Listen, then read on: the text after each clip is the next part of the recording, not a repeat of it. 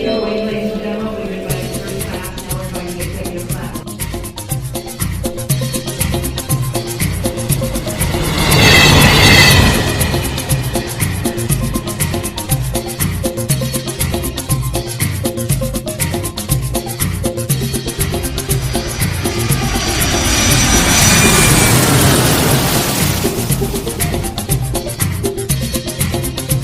I know you're gonna dig this. Hotels, they can be a bit of a minefield when it comes to choosing the right one and getting it at the best possible price. It can be a headache. So whether it's a 3-star budget hotel or a 5-star luxury resort, either at an airport, a city or beach location, no matter the reason, we have it covered. So whether it's for business or pleasure, or just somewhere to rest on a weary long business trip, stay put. Okay, so you know where you want to go in the world, and you know how much money you've got to spend. The question is, where do you stay and how do you find that hotel? Well, it's not quite the minefield you'd expect. Back in the old days, we used to walk down the high street, pop into the local travel agents and flick through those glossy images in the brochure. These days, flicking has become clicking thanks to the internet. So, let's get on those search engines and let's crack on. For this example, we're going to be choosing Los Angeles. In particular, we're going to pick on Anaheim, which is a suburb of Los Angeles, in case you didn't know. It's close to Disneyland and it's also close to the Orange County Convention Center, so it's ideal for business and pleasure, which makes this a really good option. So in this particular instance, we're going to be picking on the Sheraton in Anaheim. Right, as you can see, there's an absolute plethora of hotels rates available from all sorts of suppliers, of which you can see Booking.com being the cheapest there. That's closely followed by Hotels.com and Expedia, and they're both exactly the same rate.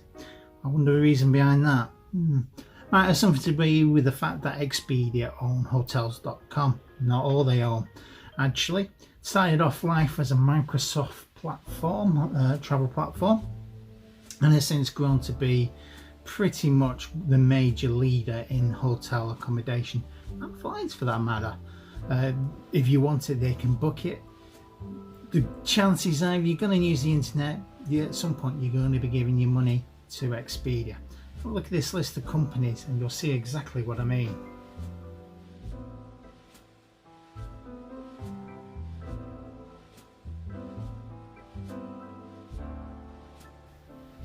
Right then, so looking at it, it looks like Booking.com is the cheapest on the market so far. Let's have a look at another Expedia company, Trivago. With Trivago, they're also showing rates. Their lowest rate is £130. However, they're telling us on their website that £93 through Booking.com. So we're getting cheaper. £93 is a restricted rate, non-refundable, non-changeable. Right then, so that's it. Booking.com, they're the cheapest, right? Should we book it? Congratulations if you want to, but I think there's other options to explore here. Right, how about checking directly with the hotel themselves? Okay, so as we have a look at their website, we can see they've got members rates at 121 USD and non-members rates at 128 USD. Now these are restricted rates, non-refundable, non-changeable. Note that the members fee, I was going to touch on this a little later, but we might as well address the elephant in the room now. Essentially, it always pays to be a member of the reward scheme of whichever hotel the group that may be. It may be the Marriott group in which the Sheraton belongs, or it might be the IHG group such as Intercontinental or Crown Plaza.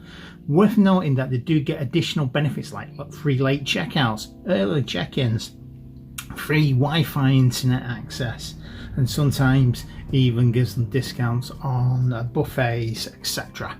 So it's worth noting that. So 121, so that's a good price, is it not? However, there is yet another way. Let's use the VPN. Now, if you don't know what a VPN is, it stands for Virtual Private Network. Essentially, it hides your IP address from the entire world, and you can disguise where you are situated. So for example, you could be sat in lovely Manchester and tell people that you are in China, or in this case we're going to tell them we're in Las Vegas. So we're going to link into there, tell our system we're in Las Vegas, and readdress the price again. I think you might find that we'll get a cheaper option this time. So look at that, 121 USD down to 109 USD. That's a saving of 12 USD per night, or for the duration 48 USD, about £30 English sterling.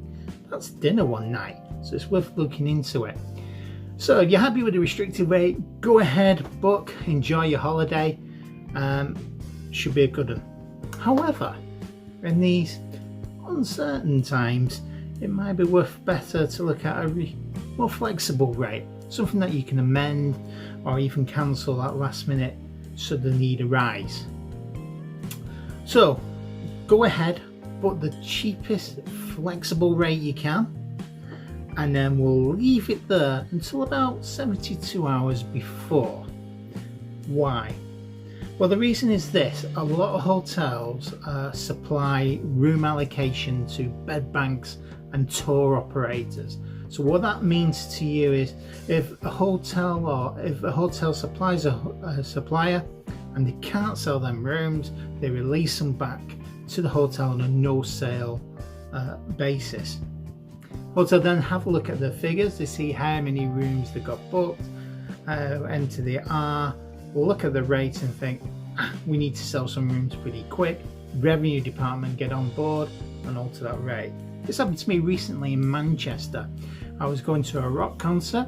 I pre-booked a room months in advance and paid £196 for the night.